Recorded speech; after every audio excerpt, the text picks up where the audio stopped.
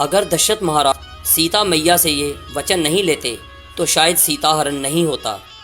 जब भगवान श्री राम, लक्ष्मण, भरत और शत्रुघ्न चारों भाइयों की शादी हो गई और बारात लौटकर वापस अयोध्या नगरी में आई तो महाराज दशरथ ने अपनी पत्नी कौशल्या से कहा कि कौशल्या, एक बात आप लोग हमेशा गांठ बांध लें, क्योंकि आज तक आप सिर्फ और सिर्फ चारों बेटों की माँ थी और आज के बाद आप लोग माँ होने के साथ साथ 4 बहुओं की सास भी बन चुकी हैं।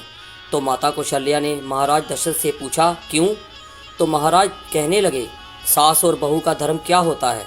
दूसरे की बेटी हमारे घर में बहू बनकर आई है और सास का ये धर्म बनता है कि उसकी रक्षा ठीक उसी प्रकार करनी चाहिए जैसे आँखों की रक्षा पलक करती है। और नाना प्रकार के उपदेश दिए, बहुत तरह से उन्हें उनका धर्म समझाया। उसके बाद 2-4 दिन निकल गए तो एक दिन महाराज दशरथ के दिमाग में एक बात आई।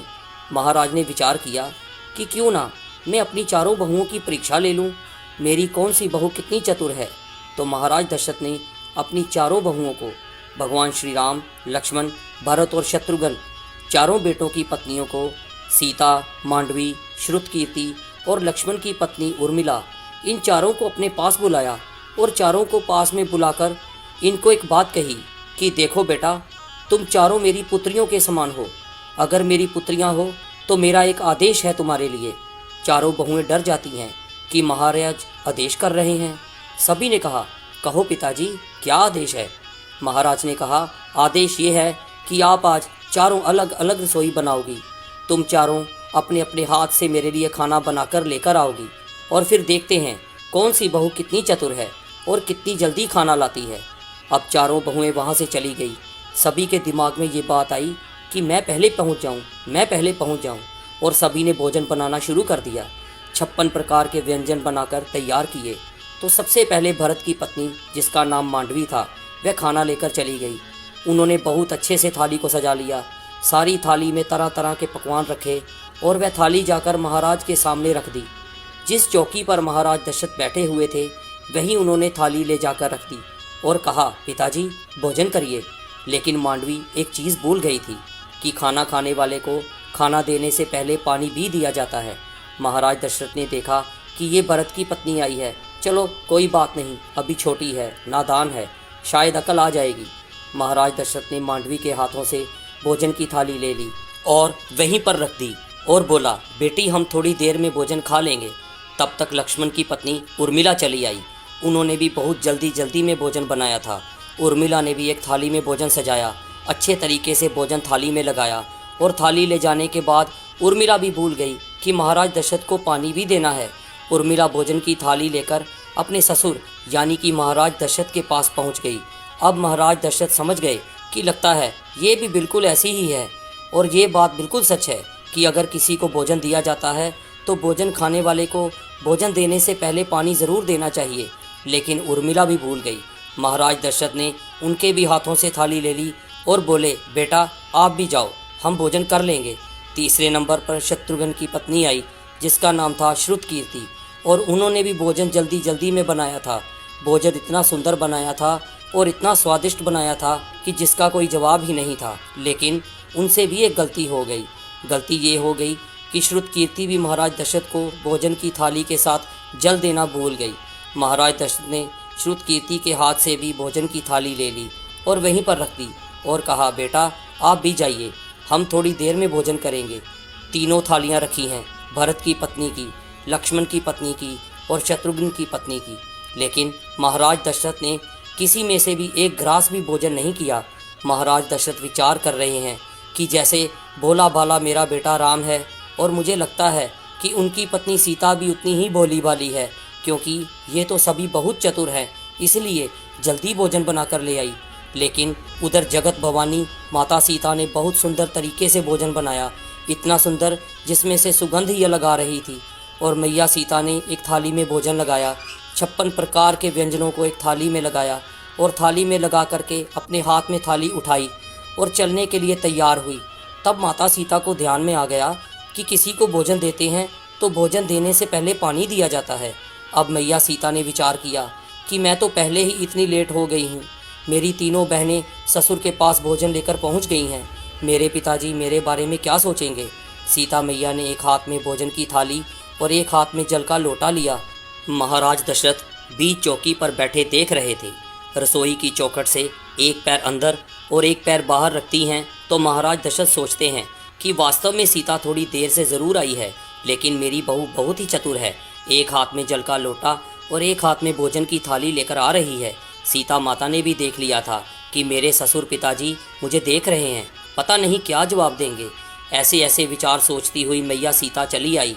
ऐसा हुआ कि थोड़ा सा हवा का झोंका आया और हवा के साथ एक तिनका उड़ता हुआ आ रहा था। ऐसे में महाराज की निगाह सीता के ऊपर थी और सीता माता की निगाह उस तिनके के ऊपर। माता सीता तिनके को देखकर सोच रही हैं कि अब मैं क्या करूं। वह तिनका उड़ करके खाने की थाली में गिर गया और माता सीता को तो पसीने ही आ गए। अब माता सीता सोचने लगी कि अब मैं क्या करूं। अगर ये थाली पिताजी को दूंगी तो पिताजी कहेंगे कि ये कितनी पागल है कि ये तिनका पता नहीं कहाँ से उड़ता हुआ आया है और भोजन अशुद्ध हो गया है। और अगर मैं वापस जाती हूँ तो पिताजी कहेंगे कि एक तो आई ही इतनी देर से है और अब पता नहीं क्या भूल गई है कि दोबारा लेने गई है। और तीसरी बात, मेरे हाथ दोनों भरे हुए हैं। मेरे एक हाथ में तो थाली है और एक हाथ में जल का लोटा है। अब इस तिनके को उठाऊं तो कैसे। माता सीता कोई साधारण स्त्री नहीं थी, माँ सीता तो भवानी थी।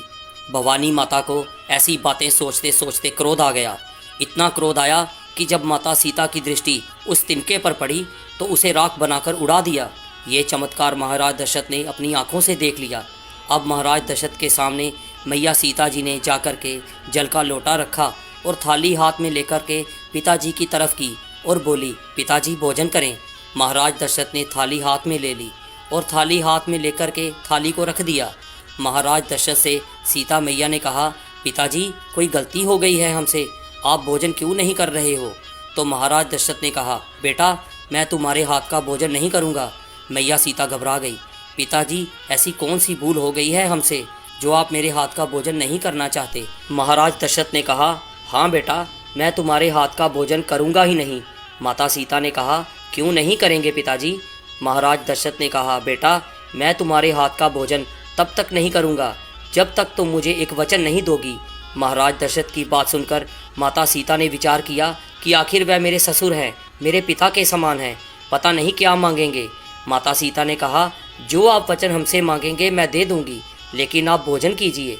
दशरथ महाराज ने कहा, बेटा तेरे हाथ का भोजन तो मैं कर लूँगा, लेकिन मैं एक वचन लेना चाहता हूँ कि तुम आज इसी समय मेरे सामने खड़ी होकर एक प्रतिज्ञा करो।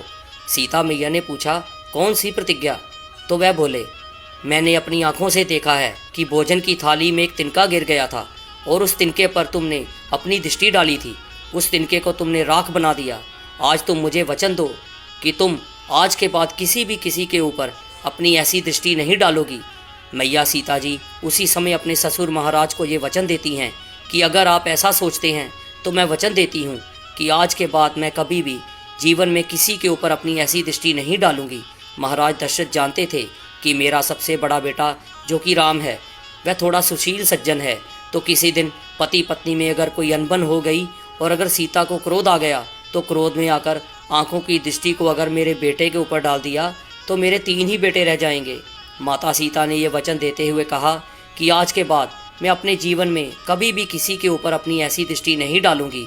जिस समय मैया सीता लंका में थी, जब रावण सीता को तलवार लेकर धमका रहा होता है, तो मैया सीता एक तिनके की तरफ देखकर सोचती है कि अरे तिनके, अगर उस दिन तू मेरा दुश्मन ना होता, मेरे पिता समान ससुर मुझसे ये वचन ना लेते, तो शायद आज रावण मुझे डरा ना रहा होता, इसे मैं कब का जलाकर राख बना देती। महाराज दशरथ की इसी गलती के कारण सीता मैया जी रावण की कैद से खुद को मुक्त नहीं करवा सकी थी। दोस्तों, आपको ये कहानी कैसी लगी कमेंट बॉक्स में ज़रूर बताएं। कहानी को लाइक, शेयर और चैनल को सब्सक्राइब करना ना भूलें। धन्यवाद।